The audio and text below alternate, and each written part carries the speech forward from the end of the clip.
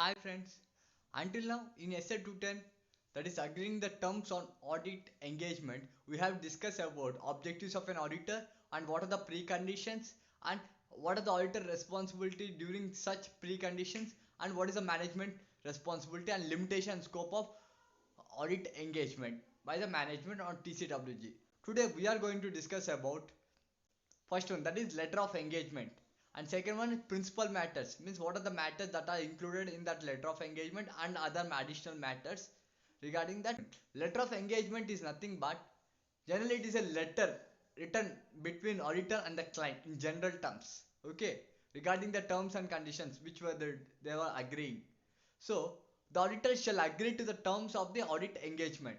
So generally it is prepared in the form of a letter, okay, and that is called as letter of engagement or engagement letter.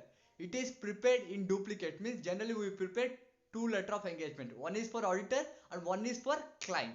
Remember, in practice, generally means practically, letter of engagement is prepared on the letterhead of auditor, means under the name of the auditor we prepare the letter of engagement and it will be sent to the client for acceptance or confirmation, right? Now we will discuss about what are the principal matters that are to be included in the letter of engagement. First one is objective and scope of the audit of financial statements. Generally, as an auditor, what is your objective? To express an opinion on the financial statement. That is the main objective. Means it is nothing but expression of opinion, which will be included as a principal matter in the letter of engagement. And next one is responsibilities of the auditor. Okay. And next one is management responsibility. So far we have already discussed about the responsibilities of management. Once we will revive it for a quick recap.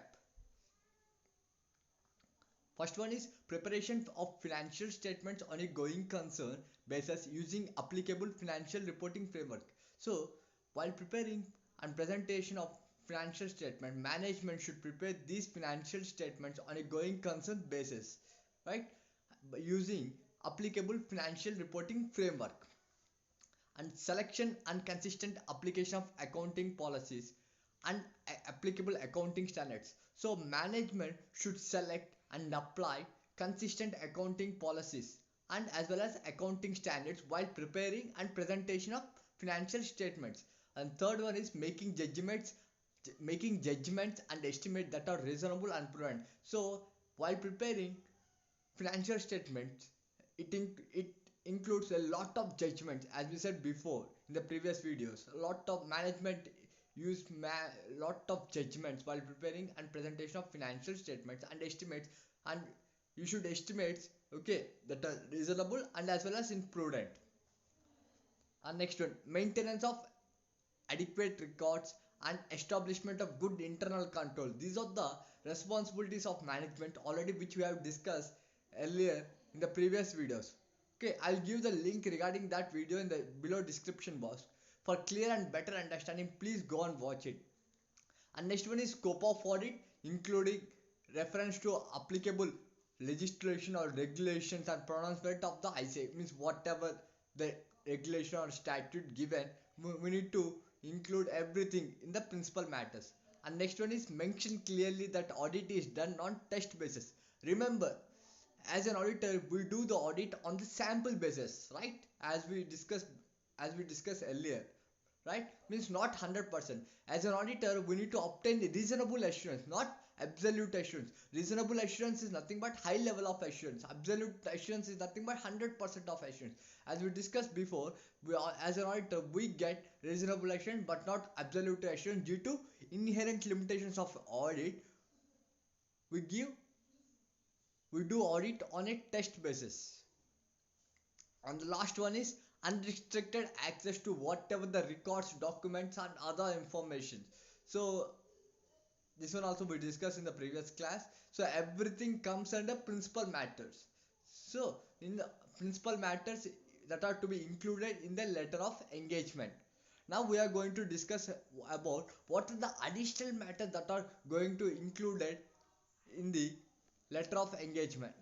First one is we are going to discuss about what are the additional matters that are that can be included in the engagement letter. First one is planning of audit. Planning of audit is nothing but generally planning dates. For example, means if you are appointed as an auditor of a company, when you will start the audit, and when you will do audit, and when you will go to some other planning will be, that. And next one is period of audit. How long you will take to conduct the audit, and whom you are going to appoint, everything comes under the planning of audit.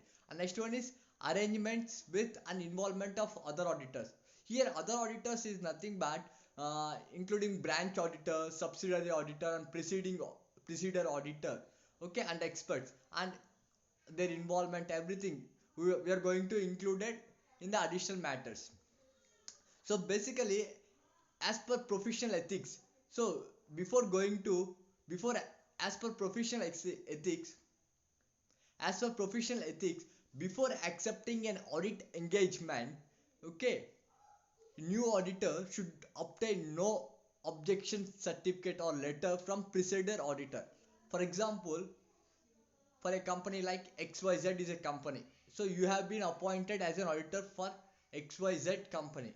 So before going for acceptance of such audit engagement, you should get a no objection, okay, letter from the preceding auditor. Means suppose Z is a preceding auditor of XY Limited. So you need to get, if you are going to appoint as an auditor of XYZ company, you need to get a letter from Z. That no objection letter. What kind of letter that you need to get? No objection letter from the preceding auditor. Okay. And next one is expectation of receiving written management representation as per SA-580. So suppose if you are expecting any receiving written representation from management, so what are those written representations?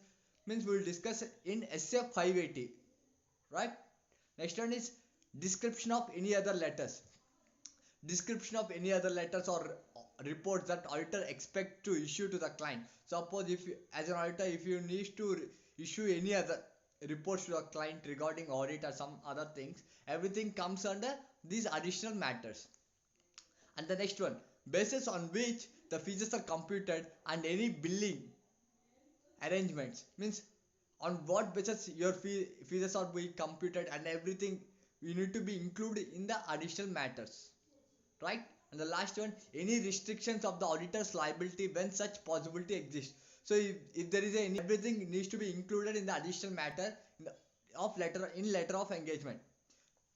So any restrictions on auditor's liability, means if they kept any restrictions on the auditor's liability, everything should be included in the additional matters in letter of engagement, right? And remember, if any applicable or regulation prescribes very clearly the responsibilities of an auditor and the client, okay, the means if a statute or regulation clearly mention, okay, the mentions the responsibilities of auditor or responsibility of client, and these responsibilities should not be again included here, okay. If they are clearly mentioned in the statute, no need to again mention in additional matters or principal matters, so no need to mention, okay. So as far as now we have discussed about letter of engagement and principal matters and additional matter. In the next video we are going to discuss some more further topics of SA-210, that is agreeing the terms on audit engagement. If you have any queries regarding today's video, please mention in the below comment, and please give your valuable suggestion. Thank you for watching my video.